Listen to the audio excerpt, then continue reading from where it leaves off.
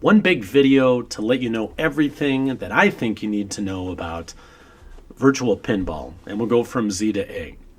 That's right. I know you see GoldenEye 007 right now, but as I set up my little auto hotkey features so that it would flip every 3 seconds, it would only go left. So I've got to go from Z to A. So there's Zira, there's Zip-a-Doo, and you're going to see them go all the way up, and they'll end with the numbers. And when we get to 007 GoldenEye, you'll know you've seen all of my tables. And I think I'm somewhere around 1,040, something like that. So let me think. What does someone need to know? Because I wanted to show just a little clip of all the tables that I think you can get out there for free. So most of these are VPX. There's a few VP9. Those are, like VP9 is like an earlier version of VPX. X is better, and I'm sure VP11 will be even better than X10. But I'm happy with most of my tables being VPX. They were things I did not have to buy. They're part of the virtual pinball community that the collective creates. You have developers and designers and are willing to share them all for free, and they put it on different websites. I can't say there's one website that will have everything you want. VP Forums is the one I go to more than any other, but I also check VP Universe, and those are really the only two sites now where I grab anything. I used to get stuff from vPinball, but that closed up. There was another one, a VPD of sorts, that's no longer available, and most people in the community are happy that that's no longer available. I think when people who have worked in MAME, who are used to getting thousands of programs, video games at once, and they throw it on their little MAME box or whatnot, come here and they realize that they have to download pinball machines, tables, one at a time, that it can really be a big turnoff. However, it shouldn't be. You do get to recognize idiosyncrasies and individual special creations that each of these tables are. So I don't think you're going to download a table that you're not going to play a few times. And that's really how it should be. You shouldn't just grab a whole bunch of things you're never going to use. Also, the way this community works, I think that the community, as long as no one's making money off it, can get around potential copyright issues. It's a tribute of sorts, right?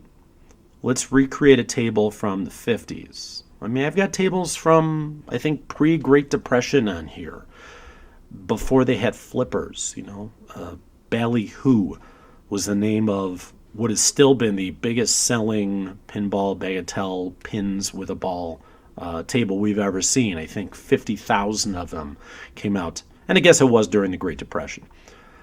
It was popular enough that a company started calling themselves Bally. At least I think that's the history of the name Bally. And they had some fantastic tables until they were purchased in the late 90s, where you saw a whole bunch of companies kind of get down to basically one. Stern is like the only one original table, I guess you can say, that's still out there. And even they didn't start until 1977 when they purchased Chicago Coin Company. I'm not 100% on my history. You can look it all up. But if you remember Williams and Gottlieb, like if you want a Gottlieb table, well, Gottlieb, the way we knew them, doesn't exist anymore. They were purchased, right?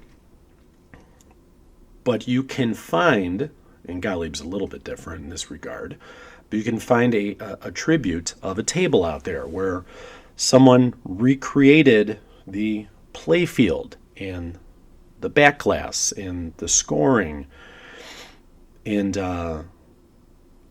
you've got electromechanical tables that were what all tables were before 1976, when Mirko came out with the Spirit of 76 table. And then you've got solid state. And those are ones that really dealt more with computer chips and ROMs, as we could call them. When you're building these tables for your own personal collection, in essence, you need to get 3 or 4 different files. You'll need to get a file that is, in essence, your playfield. You'll need one that is your backglass, and those files should have the exact same name. Maybe not the extension, but the same name. And they should be in the same folder, usually a tables folder on your computer. Then, if it's a solid state, you're going to need a ROM. And if it's not a Gottlieb table, the ROMs are pretty easy to find. If it is a Gottlieb table, I will tell you what many people will tell you: Google is your friend. And then you might also need a graphic that kind of works as a wheel image. You can see my wheel images kind of flying in. There's Toledo and Title Fight is next. Just a PNG file that kind of goes on top. I'm trying to show you that, but not this info box that I usually have on top here, so you can see as much of the playfield as possible while I'm zipping through these. You're not hearing any audio from these. When people set up their front end, be it Pinup Popper, Pinball X, I use something called Pinball Y. I'm a fan of it. You can have audio coming through while it's in attract mode, which this basically is. But I don't. When I do my media captures, which is something that's fairly easy for Pinball Y, and I assume it's easy for Pinup Popper as well, you can record just a picture of your playfield. You can record a video of your playfield. I used to do 30 seconds worth, and then I realized 10 seconds is good enough. And you can do the same thing for your backglass, although with the exception of just a few backglasses that I thought really added something when it shows video. Spirit is one. You'll see that coming up. I just get a snap of it, just a picture. And that's enough for me, right? Kind of tells the story. It's still in an attract mode. And there you go. That was a bowling thing. I guess not everything I have on here is pinball per se. You're going to see some things that were recreated but fit perfectly in a pinball cabinet. You're not really going to see any video games in here. What you think of when you think of MAME. Although there was actually a couple of tables that incorporated pinball and video games. Baby Pac-Man is one. Granny and the Gators is one. I think Caveman is the other one that comes to mind, although I'm not sure my Caveman works the way I would like it to. But I know my son, when I first got Granny and the Gators, really liked the video game component of it, where you're basically just kind of swimming up a river trying to avoid sharks and trying to get into the pinball area. It's interesting to look at the history of pinball as I see these going from one to the next. It's honestly weird going from Z to A, but I thought it might be a little more memorable that way, and like I said, I was kind of stuck with that.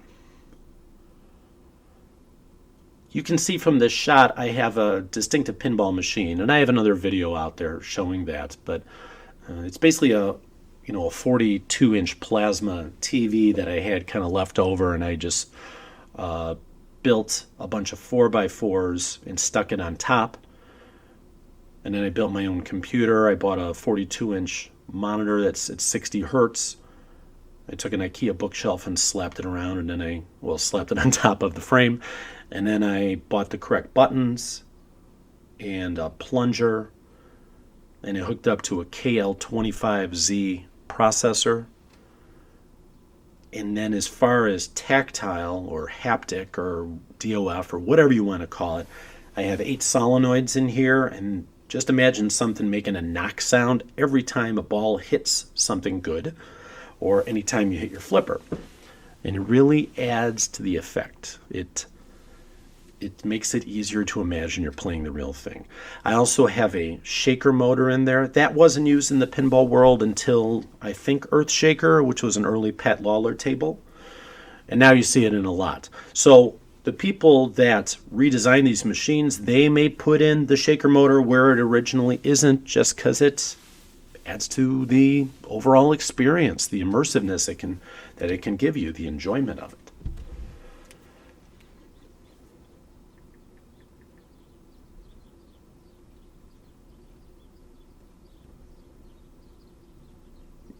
I look at when I look at VP forums discussions that I see. And by the way, not everybody on VP forums gets along with everybody in VP Universe and vice versa. They do have some frustrations with each other, and it's frustrating for someone like me who doesn't necessarily understand why they can't all just get along. But for their reasons, they don't. It's probably because money comes into play, and there's accusations of people making money off this, or doing it passively, or third hand, and that could bring down the industry. If Stern, It Still Makes Tables, says, okay, that's enough, we're cracking down on all of this, it probably would go away. In fact, I do think that the community, the way it's set up, is not going to last forever. If people lose interest in pinball tables, maybe it just kind of weans away and no one makes them anymore. If it gets too popular, because you see lots of home video or pinball machines you can buy, they might be 3/4 size. At Games makes one. There's Arcade 1-Up. There's these ones that are made. If they get popular enough, then you're going to have companies buying the exclusive rights for them, and then they will crack down on this. So if you're watching this and you want to get involved, I would suggest you start collecting tables as soon as possible. Now, which tables? Well, don't just collect 1,000 of them. I know I'm in 4 digits myself, but I wanted to create sort of a historical record of pinball. I think it actually shows sort of a history of our country as well, even though there are other countries that are represented here. These are not all just American countries. You'll see some from Brazil and Spain, I think Germany, maybe Australia, maybe Argentina, maybe Mexico. Mostly U.S. though, and mostly in the Chicago suburbs. Chicago's really always been the pinball capital. In fact, Jersey Jack, which by the name was from New Jersey, I believe in the last year they moved to Chicago. And when I say Chicago, I often mean the suburbs of, so the metropolitan area.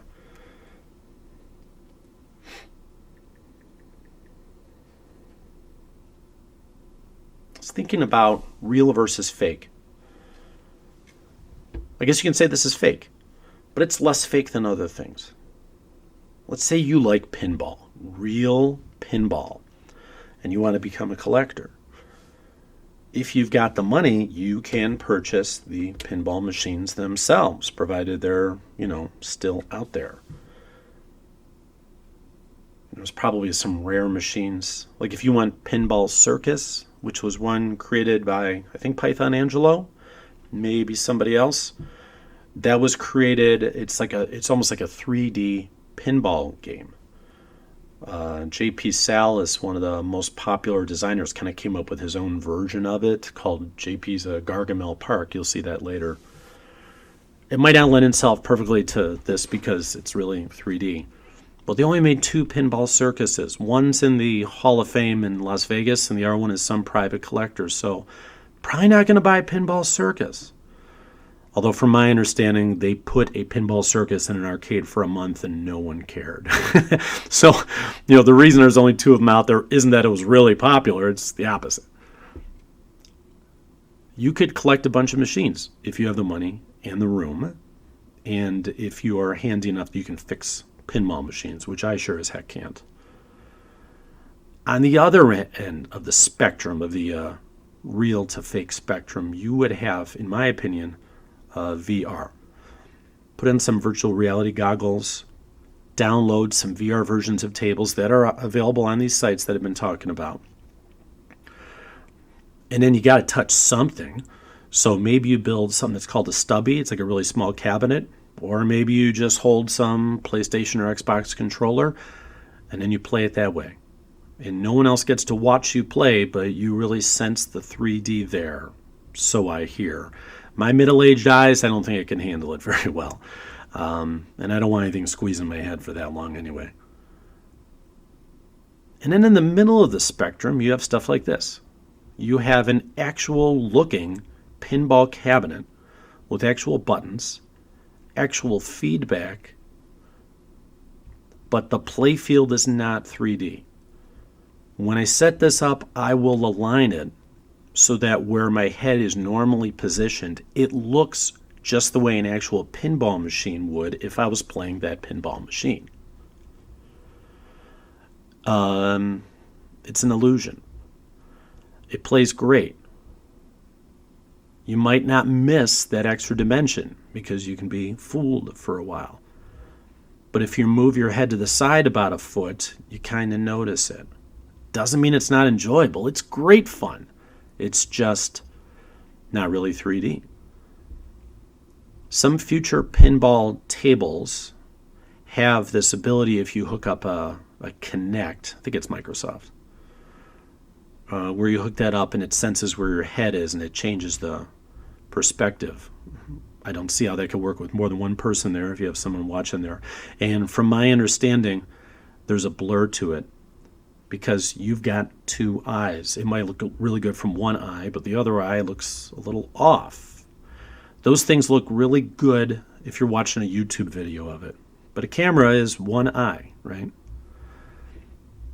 And I will admit that's something that was, I don't even want to say disappointing because that's too strong a word, but it was a little eye-opening when I started building this myself. And I looked at what I had in my cabinet versus what I saw on the YouTube videos. It just seemed to look better on the YouTube videos. But as I kind of discussed in another video, it's not any better. It's just that when you watch a video, you assume that you're watching a 2D video of a 3D object. But you're really watching a 2D video of a 2D object. So when it's in front of you, it's kind of the same thing. But you can get over that. And you can still really have a lot of satisfaction, a lot of great enjoyment from a pinball machine.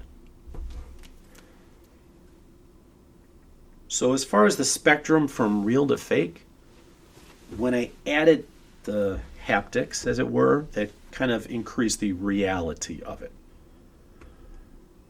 Some people don't build the cabinet. They just do it on their one computer. If you've got a pretty powerful computer at home, you can actually go to these sites and download the programs and get started, really.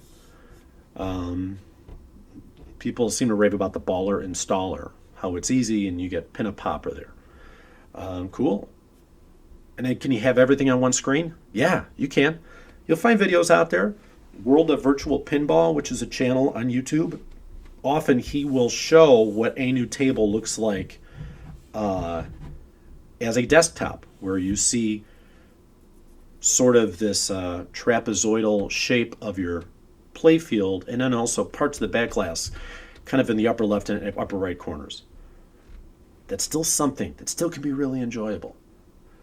I didn't bring it up, but about 10 minutes ago we passed Space Cadet. For anybody that grew up in the 90s with Windows, I think it was Windows XP, there was this computer game, but it was pinball, right? So you just see this little screen called Pinball, and you would come up and it was called Space Cadet, 3D Pinball Space Cadet. Made by a different company, but Microsoft liked that enough that of the three fake tables at Maxos, maybe, something like that, came up with, they liked Space Cadet and they put it in Windows XP. And just a huge generation of people, probably 35 to, or maybe 30 to 55-year-olds, kind of fell in love with that game. So I showed that on here. I mentioned J.P. Salas before, who's really beloved in the circles. Someone suggested he recreate it. I know someone else recreated it, and it was a pretty good first effort, but it was kind of lacking to the level that it could go. And JP was able to pull that off. And that's one of my favorite machines to play on here, although it was never actually a machine. The Ramones, that has never existed as a machine, but Rally has. Rainbow has. The Raid has. As I can kind of see coming up ahead here. Radical, Rack 'em Up. Most of the machines you're seeing here, and I know you're seeing the year down there at the very bottom. If you look here, it says Quixote 1987. Who's the name of the maker? Well, you have to kind of look at it near the bottom. This is a Stern one, or maybe you can see it in the back glass up on top. But most of these are just recreations of actual pinball tables. Yes, Cubert's Quest was an actual pinball table, and what a wacky one at that. There are reskins on here, which are basically just better or different art on actual machines. If I'm going to create something for the community, I have one or two ideas of reskins, and I think I'm going to start working on it soon, so I can actually offer something to the community rather than just these videos and my commentary. And then there are original machines. Now that Space Cadet was, original for said company, Microsoft picked it up, and now we have a recreation of it that plays really well. But you will see tables that someone said, you know what, I got a great theme, and I'm going to design my own playfield, which is supposedly easy to do with the virtual pinball or visual pinball program. I think these here, I don't think these exist in real life, these Pokemon tables. So you can create them. This one Playboy table coming up, this one from 1978, that layout has been used for a lot of reskins and rethemes. People like using that one an awful lot, and it was a really popular table in its day. That Pizza Time one, I think that's a Scotty Wick table. He's created some really impressive stuff. He doesn't work in the FP level. Terry Red is in there. Brendan Bailey, Pin Whiz Kid was in there. He's more the VPX realm, and he has some real immersive themes. He created a Stranger Things table that was interesting and cool enough that he was actually, I believe, in talks with Stern to bring it to an actual table. That did not happen, but does Stern have a Stranger Things table? Yes, they do. I don't think it's the exact same one, but yeah, there's a Stranger Things table out there. That's one of Stern's first pinball machines. They call the machine Pinball.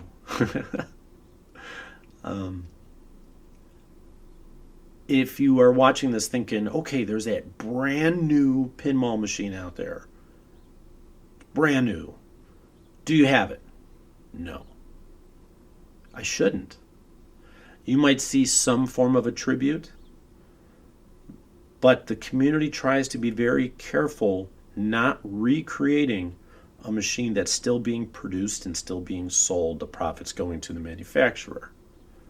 I think you can understand that would really be such a breach of issues that it could stop the industry, or I shouldn't say the industry. It's not an industry, right? It's this VP thing. It's a community.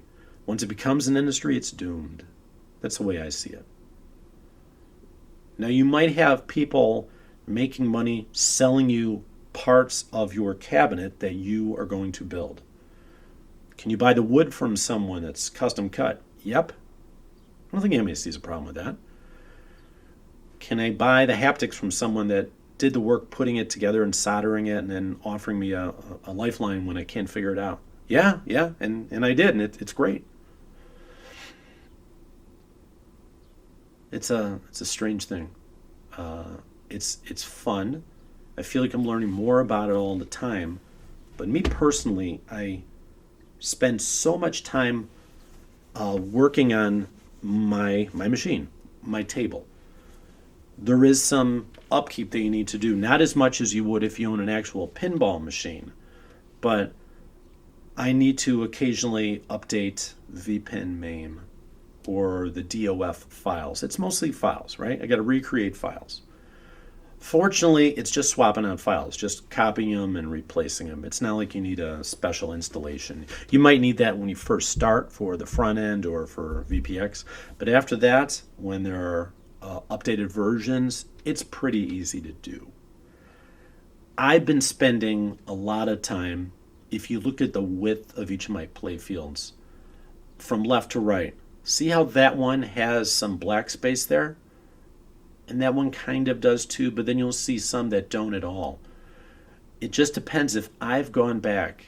That one doesn't, because I haven't messed with that one. I originally had either the way it came or just so it was stretched out for the entire, left to right width, but really the height of the back glass of my 43-inch monitor. I've been slowly, because it takes a while, gone through. Well, that one seemed that's actually a coffee table from the late 70s. That one. Night Moves was. I've been going through and changing the perspective on them, which is easy to do, but if you've got 1,000 tables, it would take quite a while. And I'm trying to make the aspect ratio a lot closer to what the actual pinball machine would be. So the actual cabinet I have there, it's 24 inches long. Just imagine 2 feet from left to right, because that's what it is. The length of it is probably, closer to 3.5 to 4 feet.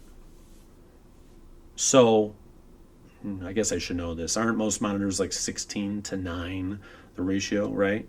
So for every 16 from left to right is 9 up to down, so it's not quite 2 to 1. But most pinball tables are greater than 2 to 1. I think they push 2.5 to 1. So the way I try to get it closer to what it really is, and you can see it there, is I kind of shrink them from the left and from the right and make it fit a little bit better. So as it turns out, that playfield is actually a little bit smaller than an actual playfield would be. Now in my machine, I have an angle that is more steep than the 6-degree angle that you typically see on pinball machines. If it was a 0-degree angle in an actual pinball machine, the ball could roll as easily up as down, and gravity would never affect your play, and maybe it would just get stuck. It's about 6 degrees usually. Mine's 20 degrees because since these are computer programs, I don't need to have it at 6 degrees. So I've got it steeper so I can see it better. One worry when people are buying TVs or monitors is like the viewing angle. And because I got mine at 20 degrees, I've got a better viewing angle. But I still try to set it up the way it would normally look.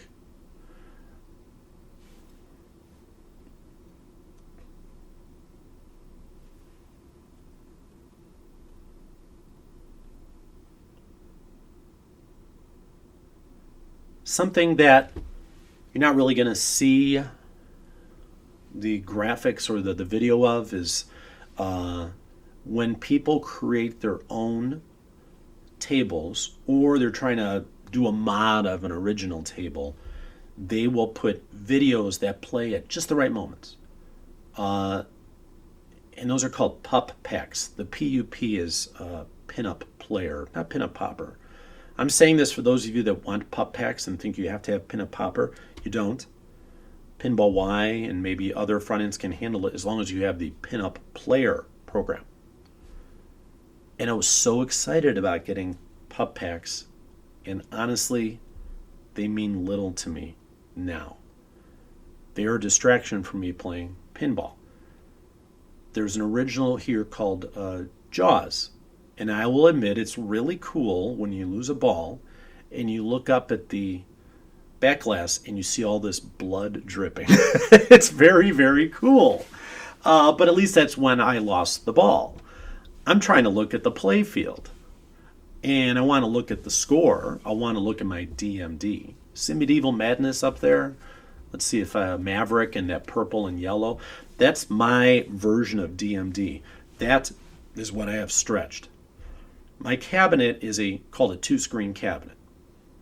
I've got that monitor on the bottom for the play field. I've got this plasma TV for the back glass. And my DMD is also part of the back glass. A lot of people, when they're in love with building a perfect replica of a cabinet, will buy an actual DMD. And the DMD is a certain size. If you think about it, it fits between a couple of speakers. Well, I wanted to make mine bigger so I can see it better. And I can do that with a 2-screen. With a 3-screen, I could not. And though the cabinet, when the machine is off, might look more like the real thing, well, who we kidding? It's not the real thing. I like a form follows function. What is that, Bauhaus? I take a Bauhaus idea from my cabinet itself. Mine goes deeper because I had more room to put things in there. So I could have a full desktop computer, and I could have plenty of airflow and giant openings there, and all the room I would want for haptics. I didn't care about shoving stuff into a small cabinet. Why can't it go all the way to the ground? Mine goes nearly all the way to the ground. There's enough space for wheels so I can move it around fairly easily. That's good enough for me,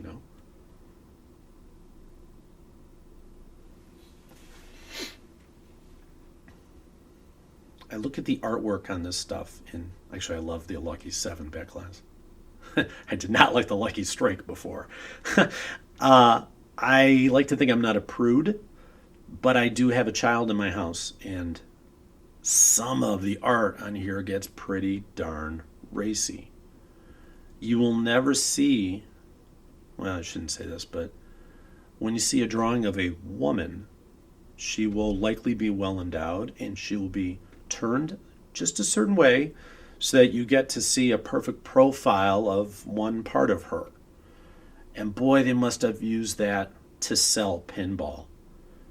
They must have thought, and maybe it's true, that more people play pinball because look how titillating, if you know what I'm saying, this picture is, this drawing of this one well-endowed woman.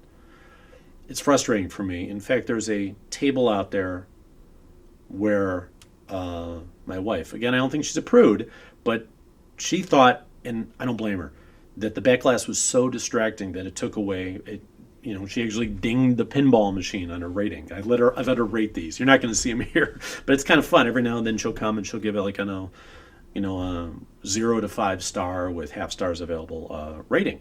And I agree with her almost all the time. So I learned just enough, and I love that back glass. I learned just enough to find the graphic of this one. I don't even remember right now the name of the table. If it passes, maybe I'll bring it up, and if I see it. And I just did a little, we'd call it photoshopping. I mean, I think I just used paint, but I changed it up just enough so you don't notice the thing that's like, oh, God, is that, over the top. There was an original table that came out a couple of months ago. I'm not going to say what it is, but it seemed like a pretty fun original table. And then I looked at the artwork, and near the upper left-hand corner of the playfield, there was a phallus, and there was it was a real sexual situation. So I don't have it here. I just don't think I need to get skanky with my tables. If you want to, more power to you. But maybe don't make a video of those and put it on YouTube, okay? There's plenty of raunch as it is in these. I don't need any extra. They had a couple of Playboy tables, right? But they were clothed. And that 1978 Playboy machine is one of the biggest selling tables ever. I mentioned Ballyhoo, which is concerned more about Bagatelle that didn't have flippers, and I think 50,000 of them were bought in the Great Depression. One of the nice things about going to Internet Pinball Database, that's ipdb.org, is you could do searches and see, okay, how many machines have sold at least 15,000 units? There's a top 300 there on ratings. I was talking earlier about how do you choose which tables you want when you're originally building your collection. You should choose the tables that you remember from your youth and and see how they play. And then pick the ones you always wanted to play. And then maybe pick the ones that are really highly rated. When I told my wife about my plans to blow a few grand on building this, she just said, as long as you have Twilight Zone. Because we knew that was a highly ranked table. In fact, it's ranked number 1 at IBDB. Not at Pinside. Those ones often tend to be the newest tables. Historically, I kind of like the viewpoint of IPDB. And Twilight Zone's ranked tops. Star Trek: The Next Generation is ranked 2nd. Theater of Magic is ranked 3rd. As it turns out, almost all the top 10 are from the 90s. But so I put those on there. Okay, what's so great about that Star Trek table? Yeah, it is a good table, but I'd never played it before. Twilight Zone I had played at an arcade that collects lots of pinball machines near me. My wife and I went once for my birthday, and it was actually working. That's an issue with Twilight Zone because it has so many pieces. And it was good fun. And here I've got 2 versions of Twilight Zone. Well, there's Jaws. I have 2 versions of Twilight Zone. One is the colorized one, and one is someone made it mostly black and white. I enjoy that one more. I play that one more. It's great. Some of the mods that people can do. See that Iron Man that's in more primary colors? I like the more primary color one. I can see that one better. It works better for me. I just love the art on some of these. And there's a few tables here. This is Les Insus. I have no idea.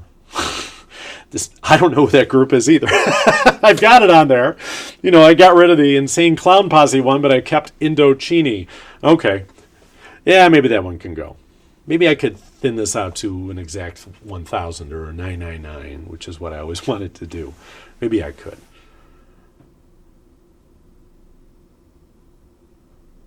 I think I Dream of Jeannie coming up here as an original.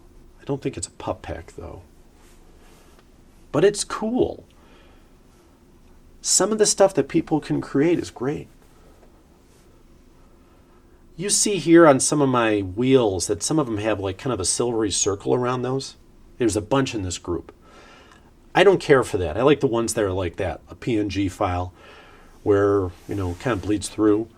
This is called Tarcisio style. I don't really know if there's someone named Tarcisio, but Pinup Popper is set up that way, where the interface is, in my opinion, not as clean as Pinball Y, and everything is kind of certain structure around it, and they have these circles where you can put in the wheels, and Tarcisio style fits right in there. And since most people, it seems, use Popper, that works for them. I prefer this instead, though. Hook had one of those early DMDs where it wasn't that tall. It might have been like, I don't know, 128 by 32.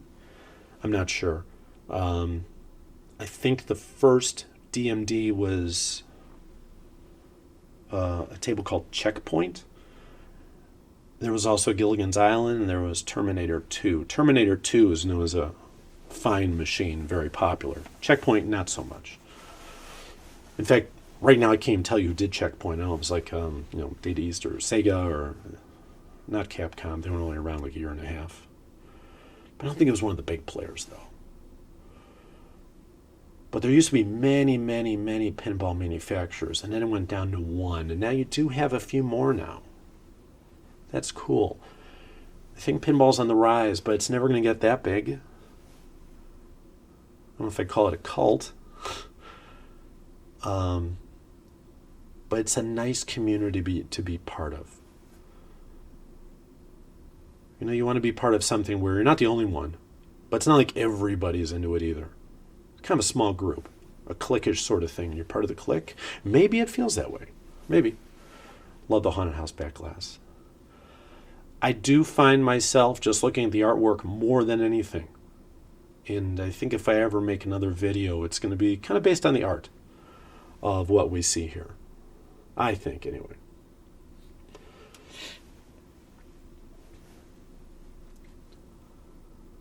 Here comes Hard Body.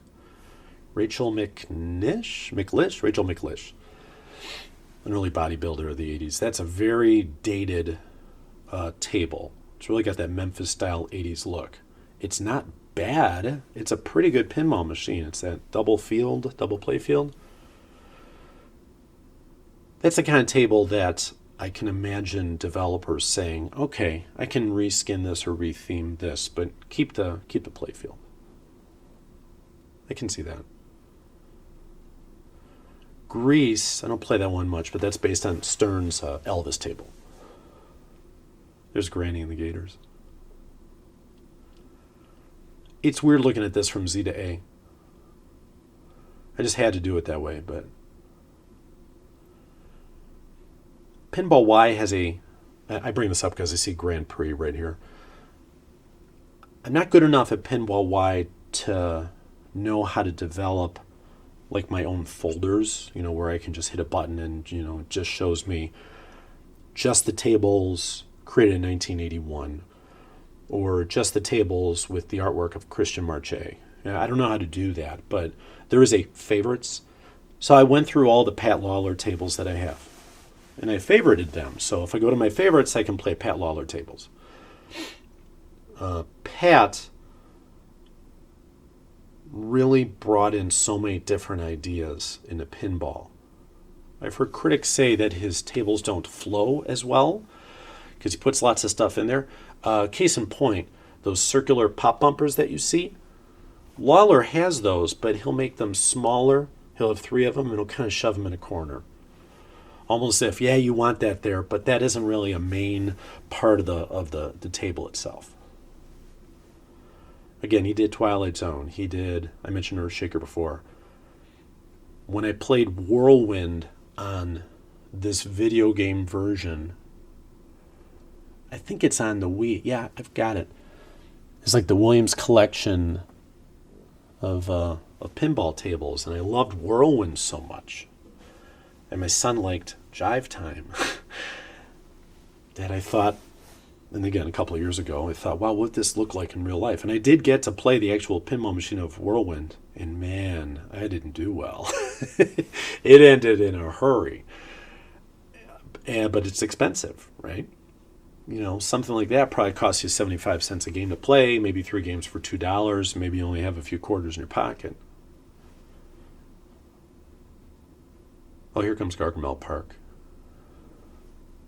Yeah, that's something. That must have been quite the undertaking.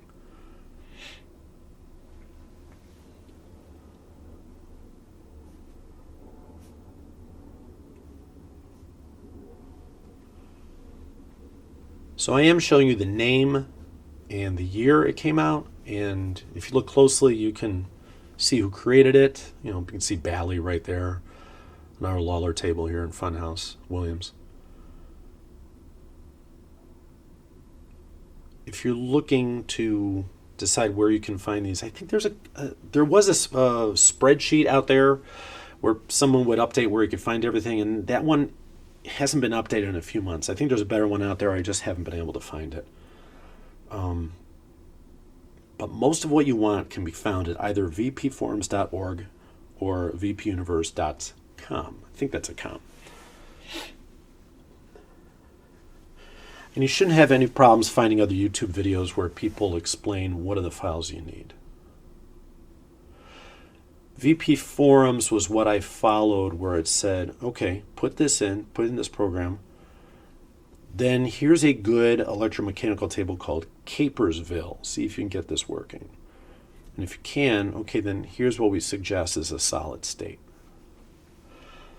Major Frenchie has a VP presence out here on YouTube, and I think he was showing how you get, again on our Lawler table, Ripley's Believe It or Not working. And that was the first place where I saw, oh yeah, those two files have to have the same name, and usually they are, but sometimes they're not, so here's where you put them, and here's how you get it to work. And if you're doing a VPX table and you want to change the perspective, the viewpoints, where you want to call it, you have to hit F6 instead of F5. I guess you don't even really need a front end. If you just want to have a bunch of files in a folder and you just want to click on them individually, yeah, you can do that. It doesn't show as well, though, you know. And if you hit F6 and mess around with your flipper buttons, and I would strongly suggest you have 2 flipper buttons on each side, then you can change the perspective fairly easily. And then you record your media. Hopefully, you don't record the media a certain way for hundreds and hundreds of tables before deciding, now I want it to look this way. Great, I got to record hundreds and hundreds of more. Because that's what I had to do. I would suggest you get an actual plunger. I mean, I have a real plunger along with a launch ball button. And if you go to, it's Michael J. Roberts, if you go to mjrnet.org, you're going to see a great many files there. Not only does he have his virtual pinball building guide, which is a must to read, but you'll find other programs he has on there like Pin Affinity, which helps you take your computer's resources and devote them more toward pinball, so your stutter and your jitter go down. And I think he even had sketches for a 3D printer of this device that allows you to attach a real plunger to an accelerometer.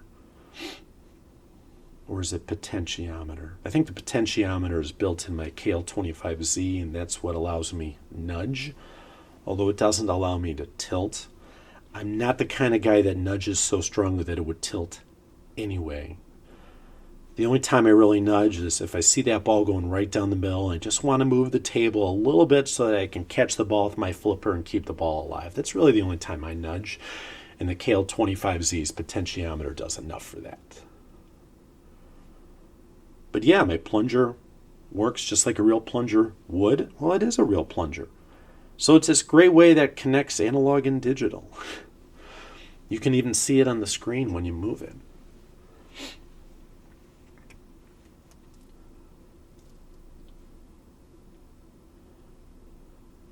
I don't really have anything else to do with this cabinet.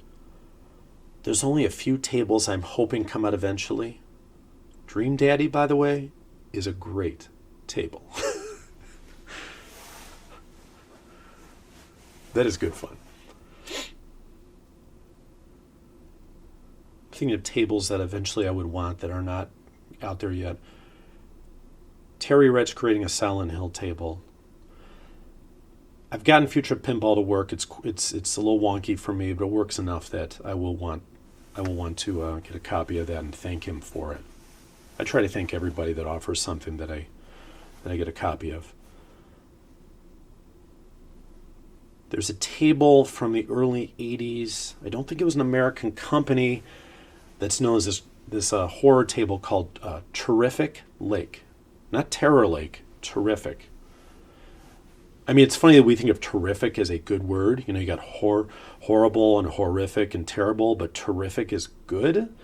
So maybe that was just a translation issue, because it's not like the lake is really terrific. It's supposed to be Terrorville, but they call it terrific. And so I do believe there are a few people working on recreating Terrific Lake, and that would really be terrific to see. Devil's Dare coming up here. This yellow. Oh, that is such a gaudy playfield, the art. I think someone kind of rethemed that or reskinned that to get something better, and thank goodness. I've got a few music tables that have the exact same layout.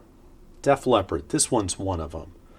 I don't really play those much because they're the same layout.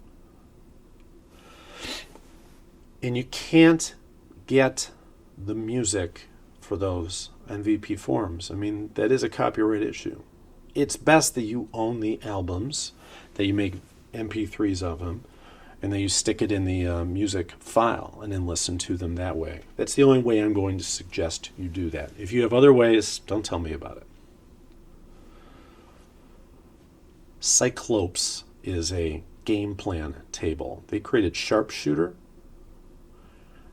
They had a Coney Island table. That might be coming up. Oh, and then they did a Loch Ness Monster table that was fairly recently created.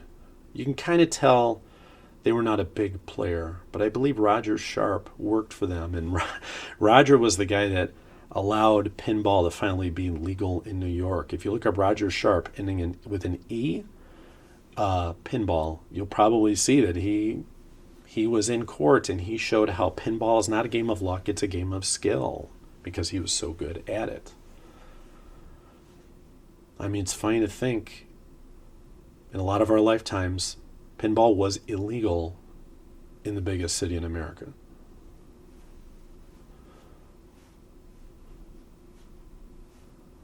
That one comes from a Brooke Shields movie. I think it was called Tilt.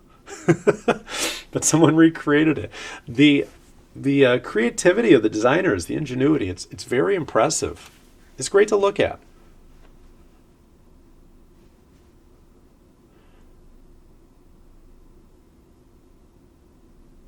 Okay, I've got Ricardo Montalban because that's called Corinthian. I couldn't find a better image for that one.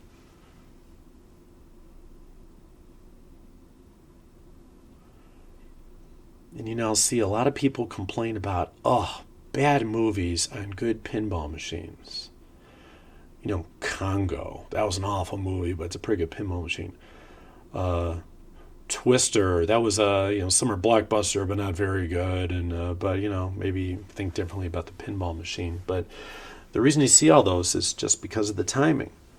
Those DMDs came out like in 1991, and that was like the heyday of pinball. They were pretty much down to one manufacturer by 1999. So the 90s are definitely the time, oh, that Circus Voltaire. That one came out in 98. That's such a fantastic machine, and it hardly sold because people weren't really interested in pinball anymore. But in the early part of the decade, when you had Addams Family selling over 20,000 machines, Twilight Zone sold 15,000. And it's not just Lawler tables, Ritchie tables did. Just all these art tables were very popular because they incorporated DMD. So now you see actual words there telling you what to do and maybe having even little video games in the middle. I'm not crazy about that, but it's an interesting diversion. Well, there's Checkpoint. Okay, it's Data East.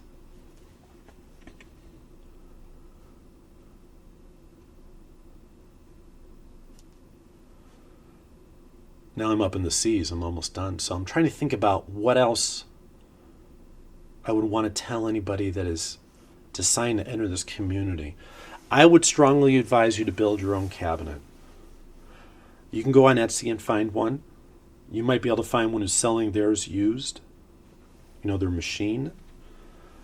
I think you should build it from scratch. Now, I'm saying this at a time where we're having supply chain issues, and the KL25Z or good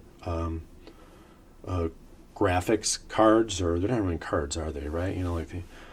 Like I'm running this 1660 Ti, and there are 3080s out there.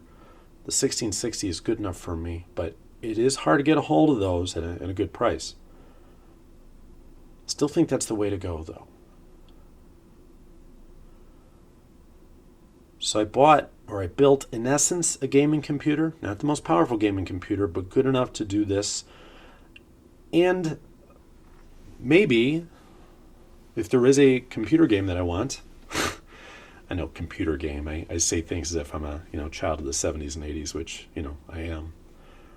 I can still play that on here. I would just either show it on my plasma, or if I wanted to see 4K, I don't know, maybe I'd pop this monitor out and turn it 90 degrees and play it that way. I can. I don't have a lock bar. I do have a place to rest my hands. It doesn't lock the way things normally do. I have a couple of screws. It works, though. It's one of a kind. This bubble Guppies is a future pinball table.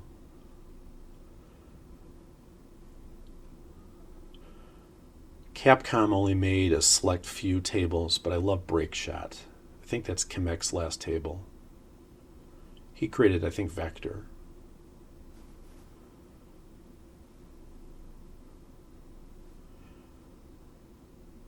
And then there's Bone Busters Inc., and I just hate that game.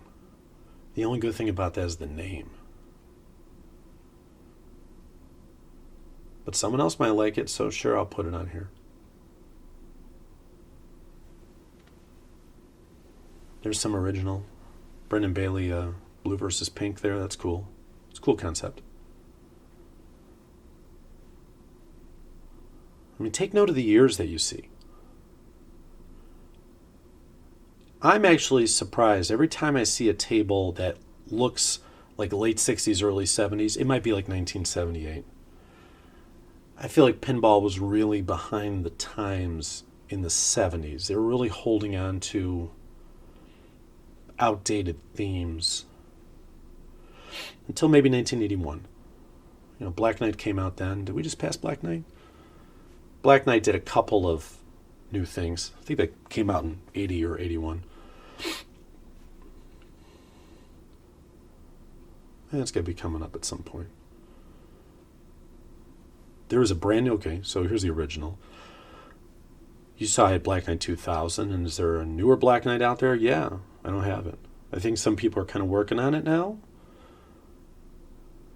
Black Hole, I remember playing that. I think that was the first 50-cent game, at least the first 50-cent game I ever played.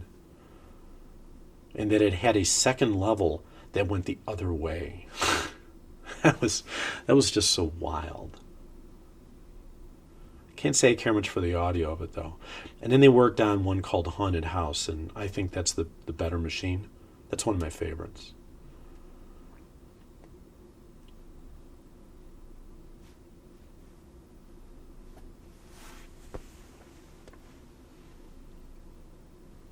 Not a very good looking game, but a lot of people like it.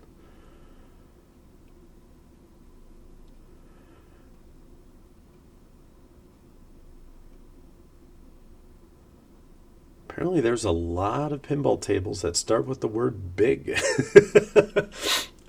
And this does remind me that I think Gottlieb did this more than anyone. They would have like 3 different tables that were really the same, except the number of players and if it was replay or add a ball. Add a ball was something they created for New York because, according to them, if you could win a free game, that constituted gambling. But if you can just win an extra ball or add a ball and you still only get that one game that you played for, well, then that's not gambling. So we have add a ball tables. So when I was originally collecting my tables, I had like maybe the 1, 2, and 4 player versions of the same machine, really, just with different names, and then I would go back and thin it out. And I would either go with the one that they made the most of, or the one that came out first, or I would actually tend to go for the 1 player ones, because baseball there, it's 1 player. Because if it has drop targets, there's a good chance that the drop targets will stay down between balls on a 1 player, where for multiple players, it would not. Plus, if it's 1 player, that's more room for artwork on your back glass. Bonsai Run, that one is lacking because it had a bag of tell on the back glass, and VPX can't handle that properly. So that Bonsai Run was VP9, and a little pop-up screen will show up if you get to the back glass portion, and it destroys the illusion. But I know that's something that the community is working on. And I think good times are ahead for the virtual pinball community, provided that it stays a community. Provided that you don't have someone in a different country who is putting all these tables on one hard drive and selling that hard drive on eBay. Don't do that, okay? Collect them yourself. Then it's your collection. And it really doesn't take that long. Once you do a few of them, you get going. My wife and kid would go to bed, and I would collect like 10 tables a night. Be down here for an hour. Wouldn't take that long.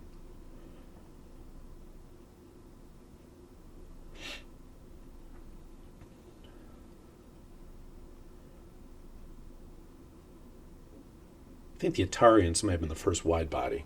It was the first something. Kind of like Atari tables. There was one that I don't think ever actually came out called Roadrunner. As in Wile E. Coyote and Roadrunner. And I just love the artwork on the back glass. There's something special about it.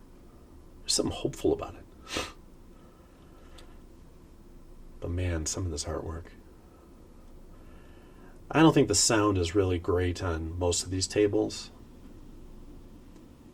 That's obviously an original. But there are good play fields, and there's 2 Apaches, huh? I mean, look, Animal Crossing. Someone made an Animal Crossing pinball.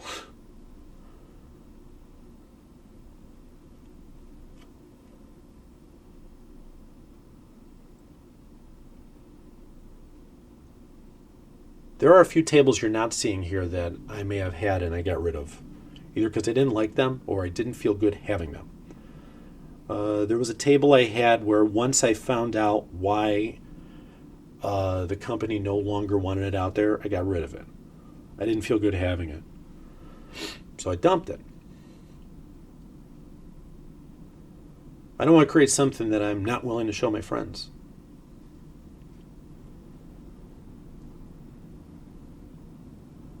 But this is always a work in progress, unfortunately.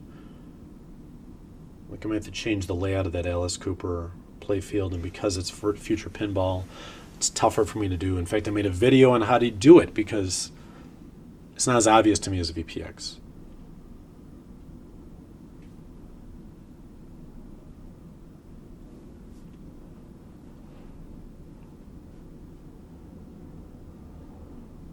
You might find suddenly that a table doesn't work. Like Airborne Avenger stopped working. Why? I had to figure it out. But I got it going.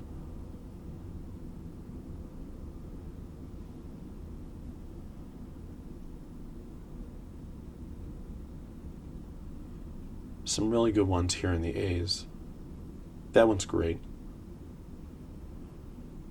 There's a black and white and the original of Addams Family, and it's the highest selling one. It's often in the top 10. I think AC/DC is coming up. Chances are, if you look up someone showing off their table, there's like probably a 40% chance that that they're going to be showing an AC/DC table. It does look very good. What they won't be showing is Accept, or Abracadabra, or Aaron Spelling. But it's there. It was made. It plays. It's not bad. Not my favorite.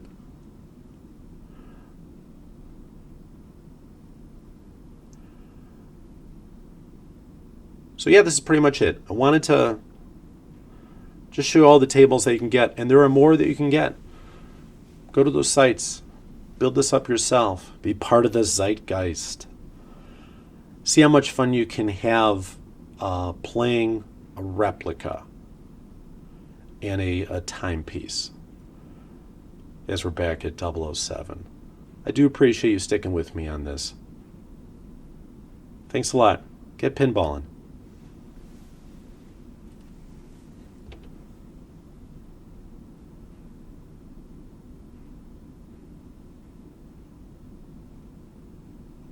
Thanks for watching.